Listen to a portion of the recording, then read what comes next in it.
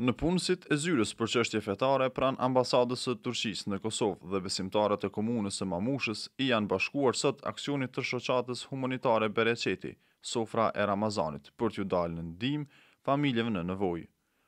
Në punësit e kësaj zyre dhe komuniteti musliman në Mamush kanë dhuruar shumën në vlerë prej 5.000 eurove për familjet në nevojë që të kenë një iftar të begatshëm.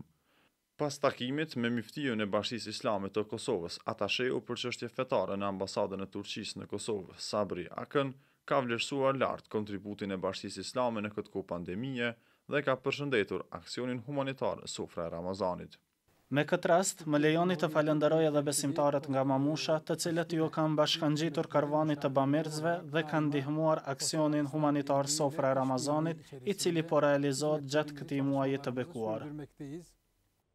Në anën tjetër, këshilltari i Kryesisë së Bashkisë Islame, Vedat Sahiti, ka vlerësuar përzemërsisht të gjithë ata që kanë kontribuar në këtë aksion që t'i dalin në ndihmë të gjithë familjeve në nevojë. Më lejoni që në emër të Kryesisë së Bashkisë Islame të Kosovës të falenderoj atashën për çështje fetare pranë ambasadës së Republikës së Turqisë, nderuarin Sabri Akën, i cili bashkë me në punësit e zyrës së çështje fetare pranë ambasadës së Republikës së Turqisë në Kosovë kanë mbledhur një shumë të hollash,